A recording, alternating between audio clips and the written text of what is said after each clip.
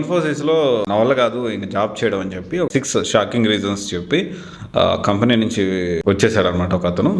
Backup offer letter లేకపోయినా, backup job లేకపోయినా కానీ నా వల్ల కాదురా బాబు అని చెప్పి వచ్చేసాడు. తర్వాత వచ్చేసి సాఫ్ట్వేర్ ఉద్యోగులు ఎందుకు ఈ రీసెంట్ డేస్లో సూసైడ్లు చేసుకోవడము, మొన్న రీసెంట్గా మైండ్ స్పేస్లో అంతకుముందు చూసుకుంటే ఈవైలో ఒక అమ్మాయి ఇలాగే సూసైడ్ చేసుకుంది, కేరళ అమ్మాయి. అండ్ అమీన్పూర్లో ఇలాగే సూసైడ్ చేసుకోవడం కానీ, అండ్ జస్ట్ బర్త్డే గురించి గొడవపడి వైఫ్ అండ్ హస్బెండ్ సూసైడ్ చేసుకుని చనిపోయారు. సాఫ్ట్వేర్ వర్క్ చేస్తున్నారు. అయితే ఎందుకు జరుగుతుంది?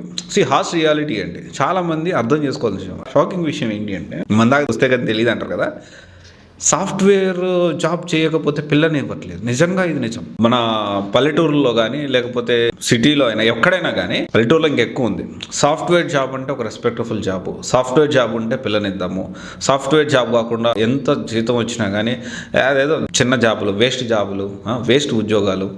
ఈ సాఫ్ట్వేర్ అంటే అబ్బా సాఫ్ట్వేర్, లేకపోతే ఒక పనికిరాని ఉద్యోగాల్లాగా చూస్తూ ఉన్నారు. అరే నిజంగా ఐఎమ్ వెరీ షాక్. మా ఫ్రెండ్కి ఒకటికి దాదాపు వానికి 14 లక్షల ప్యాకేజ్ వస్తుంది. మెకానికల్ కోర్ దాంట్లో చేస్తాను, మంచి కంపెనీలో. కానీ వాళ్ళు ఏమన్నారంటే, మెకానికల్ ఎంత ప్యాకేజ్ అయినా కానీ సాఫ్ట్వేర్ కాదు కదా. సాఫ్ట్వేర్లో అదే 14 లక్షల ప్యాకేజ్ ఇస్తే బ్రహ్మాండంగా చేసుకుంటానికి రెడీగా ఉన్నారు. కొంతమంది ఆ 14 లక్షల ప్యాకేజ్ కాదు, 20 లక్షలు 25 లక్షల ప్యాకేజీ ఎక్స్పెక్ట్ చేస్తున్నారు. తప్పు ఒప్ప అనేది పక్కన పెట్టేసేసి ఎక్స్పెక్ట్ చేస్తున్నారు. అమ్మాయిల పేరెంట్స్ ఎంత దారుణంగా తయారయ్యారంటే, చాలా దుర్మార్గంగా తయారయ్యారండి కొందరు. అందరూ కాదు, కొందరు. సాఫ్ట్వేర్ జాబ్ సంబంధించి హార్ష్ రియాలిటీ. సో ఫస్ట్ ఈ ఇన్ఫోసిస్ షాకింగ్ రీజన్ తెలుసుకొని, ఈ సాఫ్ట్వేర్ ఎక్స్పెక్టేషన్స్ వర్సెస్ రియాలిటీ, అసలు రియాలిటీలో ఏం జరుగుతుంది, అందరూ సాఫ్ట్వేర్ జాబులు ఎగబడతా ఉన్నారు కదా, దాని గురించి చెప్తాను, చాలా క్లియర్గా వినండి. అయితే ఇక్కడ ఫస్ట్ ఆఫ్ ఆల్ ఏంటి అంటే, ఇన్ఫోసిస్లో ఒక పర్సన్ ఏం చేశాడంటే, అతను ఏమంటున్నాడంటే బ్యాకప్ ప్లాన్ లేకుండా వచ్చేసాడు. రీజన్ ఏం చెప్పాడంటే, వర్క్ రాని వాళ్ళని ఒక 30-40 మందిని పెట్టి టాస్క్లంతా కూడా వర్క్ వచ్చిన వాళ్ళు 1-2-3 మీద వేస్తూ ఉన్నారు. ఇది నేను చేయలేకపోతున్నాను అండ్ ఫైనాన్షియల్ గ్రోత్ లేదు. అండ్ తర్వాత వచ్చేసి ఏంటంటే, మెరిట్ బేసిస్లో మనకి ఆన్ సైట్ రోల్స్ ఇవ్వట్లేదు. ఎవరైతే రాజకీయం చేస్తారో వాళ్ళకి ఫేవర్గా ఉన్న వాళ్ళకే ఈ ఆన్ సైట్ రోల్స్ ఇస్తా ఉన్నారు అని చెప్పని అంటున్నాడు. ఎంత కష్టపడినా గుర్తింపు ఉండట్లేదు అంటున్నాడు. ఇలాంటి కంపెనీలో వర్క్ చేయడం నా వల్ల కాదు, నేను వెళ్ళిపోతాను. ఏ కంపెనీ ఇలాగే ఉంటుంది కదా, ఏ కంపెనీ అయినా ఆల్మోస్ట్ వచ్చిపోయేలాగే ఉంటుంది. సో ఇక్కడ ఏంటి అంటే, ఈ ఇన్ఫోసిస్ నుంచి బయటకు వచ్చిన వ్యక్తికి, లేకపోతే ఇలా ఆలోచించే ప్రతి ఒక్కరికి అర్థం చేసుకోవాల్సిన విషయం ఏంటి అంటే, మనము ఎంత టాలెంట్ ఉన్నా లౌక్యం కూడా తెలిసి ఉండాలి. ఓకే, అంటే మనం వర్క్ చేస్తున్నాము, అబ్బా నా పాటి నేను సిన్సియర్గా వర్క్ చేస్తున్నాను, కంపెనీ అంత సీన్ లేదమ్మా. అక్కడ నువ్వు వర్క్ చేయడం ఎంత ఇంపార్టెంటో, ఆ వర్క్ నువ్వే చేసావని ప్రొజెక్షన్ కూడా ఎంత ఇంపార్టెంట్, లౌక్యం ఇంపార్టెంట్. ఆఫీస్ పాలిటిక్స్లో కూడా తెలిసి ఉండాలి. మనకి కావాల్సింది దక్కాలి అంటే ఇప్పుడున్న సమాజంలో లౌకికత్వం అనేది చాలా అవసరం. లౌక్యంగా, తెలివిగా మనకి కావాల్సింది మనం కష్టపడుతూనే, నువ్వు ఎంత టాలెంటెడో, నువ్వు ఎంత తోపైనా అయి ఉండొచ్చు, నీకు కావాల్సింది నీకు తీసుకోవాలి అంటే లౌక్యం కూడా చాలా ఇంపార్టెంట్. తెలివిగా నువ్వు వర్క్ చేస్తున్నావు, దాన్ని ప్రూవ్ కూడా, దాని ప్రొజెక్షన్ కూడా చాలా ఇంపార్టెంట్. అది లేకుండా నీకు చేత కాలేదు, వాళ్ళు డెఫినెట్లీ ప్రతి కంపెనీలో ఉంటుంది. అది చిన్న కంపెనీ నుంచి పెద్ద కంపెనీ దాకా ప్రతి కంపెనీలో ఫైనాన్షియల్ గ్రోత్ అంటావా, డెఫినెట్లీ నువ్వు ఎప్పుడైతే లౌక్యంగా ఉంటూ మంచిగా హార్డ్ వర్క్ చేస్తూ తెలివిగా అందరితో మసులుకుంటూ ఉంటావు, ఆబ్వియస్లీ ఫైనాన్షియల్ గ్రోత్ కూడా ఉంటుంది. ఓకే, ఇది అయితే గుర్తుపెట్టుకోండి, ఏ కంపెనీలో ఇలాగే ఉంటుంది. అండ్ రియాలిటీ, ఒకవేళ ఈ ఇన్ఫోసిస్లో బయటకు వచ్చిన వ్యక్తిలాగా ఎవరన్నా ఆలోచించామంటే గుర్తుపెట్టుకోండి, ఈ సమాజంలో మీలాంటి వాళ్ళని ఎదగనియరు. రియాలిటీ ఇది కొంచెం కష్టంగా ఉన్నా ఇదే నిజం, తెలుసుకోండి. ప్రతి ఒక్కరు కంపెనీని బ్లేమ్ చేయడం మానేసి, నువ్వు తెలివిగా నువ్వు ఎలా ముందుకెళ్ళాలి, నువ్వెలా ఆ లౌక్యం సంపాదించుకోవాలి, ఆ లౌక్యం నేర్చుకోండి అందరూ. ఓకే, సాఫ్ట్వేర్ జాబ్ ఉంటేనే పిల్లనిస్తాను, లేకపోతే సాఫ్ట్వేర్ జాబ్ ఉంటేనే రెస్పెక్ట్ అనే ఎంత దారుణమైన సొసైటీని నేను ప్రశ్నిస్తా ఉన్నా. ఈ సాఫ్ట్వేర్ జాబ్ అని చెప్పి నా క్లోజ్ రిలేటివ్స్లో కూడా ఒకరు జాబ్ లేకపోయినా ఉందని చెప్పి పెళ్లి చేసుకున్నారు. పెళ్లి చేసుకున్న తర్వాత తెలిసింది జాబ్ లేదని. ఇది ఒక సినారియో. ఇంకొక సినారియో వచ్చేసి, అతను ఫేక్ ఎక్స్పీరియన్స్ పెట్టి సాఫ్ట్వేర్ జాబ్ జాయిన్ అయ్యాడు. ఫేక్ ఎక్స్పీరియన్స్ పెట్టి జాబ్ జాయిన్ అయిన తర్వాత పెళ్లి చేసుకున్నాడు. పెళ్లి చేసుకున్న తర్వాత జాబ్ పోయింది, బ్యాక్గ్రౌండ్ వెరిఫికేషన్లోనో వేరే కారణాలతో జాబ్ పోయింది.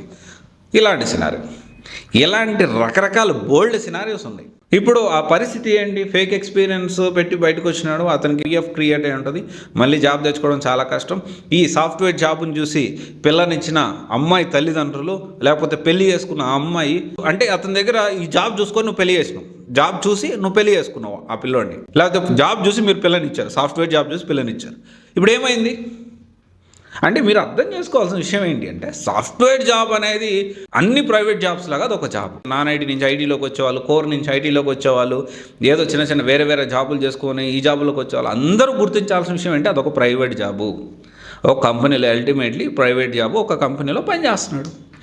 ఇది అర్థం చేసుకోకుండా అబ్బా బ్రహ్మాండంగా ఉంటుంది సాఫ్ట్వేర్ జాబ్ కాబట్టి ₹1 కోటి కట్నమి, లేకపోతే 50 లక్షలు కట్నమి, 2 కోట్ల కట్నమి, ఏంది?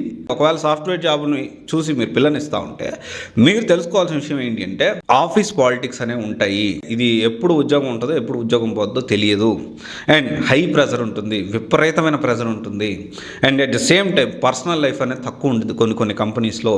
దాన్ని బ్యాలెన్స్ చేయడం కూడా కష్టం. ఉదయం ఎప్పుడో ఈ ట్రాఫిక్లో కొట్టుకొని పోతే మళ్ళీ సాయంత్రం ఎప్పుడుకో వస్తాడు. పర్సనల్ లైఫ్ అనేది చాలా తక్కువ ఉంటుంది. సాటర్డే సండే దొరుకుతుంది కదా, ఈ 5 రోజులు వాళ్ళు పీల్చి 2 రోజులు సెలవులు ఇస్తారు. ఆ 2 రోజుల్లో ఒక రోజు రెస్ట్ అయిపోతుంది, ఒక రోజు ఇంటికి కావాల్సిన కొనుక్కొని మళ్ళీ మండే రోజు పోతూనే ఉండాలి. అండ్ తర్వాత వచ్చేసి ఏంటి అంటే లీవ్స్ దొరకవు. అండ్ ఎప్పుడు మన టెక్నాలజీ ఎప్పుడు ఏఐ రీప్లేస్ చేస్తుందో, లేకపోతే మన టెక్నాలజీని సింప్లిఫై చేస్తూ కొత్తగా ఏఐ టూల్ ఎప్పుడు ఎవడు కనిపెడతాడో తెలియదు. తర్వాత వచ్చేసి జాబ్ గ్యారంటీ అసలు లేదు, గాల్లో దీపంలాగా ఉంటుంది పరిస్థితి. ఇన్ని టర్మ్స్ ఉన్నాయి, ఇవన్నీ కూడా ప్రైవేట్ జాబే.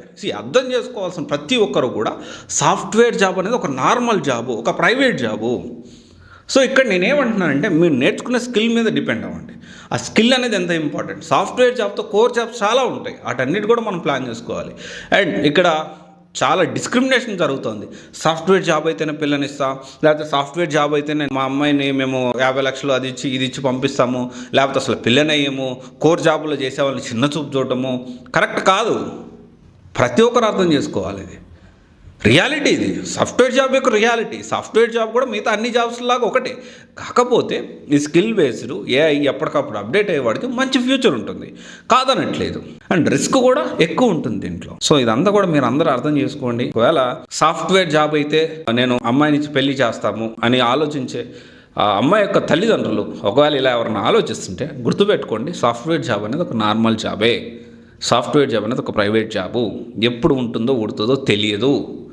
ఈ ఫేక్ ఎక్స్పీరియన్స్ పెట్టి లేకపోతే ఈ రకరకాల ఇది పెట్టి పోతే ఏం చేస్తారు? సో మీరు చూడాల్సింది ఏంటంటే ఆ పిల్లోడి యొక్క గుణగణాలు చూడాలి, చాలా ఇంపార్టెంట్. పోయినా మళ్ళీ తెచ్చుకునేటట్టు మళ్ళీ కష్టపడే తత్వం ఉండాలి. సో ఇదంతా కూడా మీరు ఆలోచించండి. ఒకసారి ఆలోచిస్తారని నేను నా మనసులో విషయాలు చాలా చెప్దాం అనుకుంటున్నా ఈ టాపిక్ గురించి.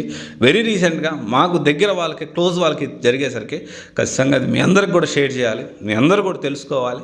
నా వాయిస్ ఎంతమంది వింటారో, మన వీడియో ఎంతమంది చూస్తారో నాకు తెలియదు, కానీ ఎంతమంది చూసినా కొంతవరకు 1-2 పేరెంట్స్ ఇది వీడియో విని ఆలోచనలో మార్పు వచ్చినా I will be so happy. Thank you. This is Raj signing of.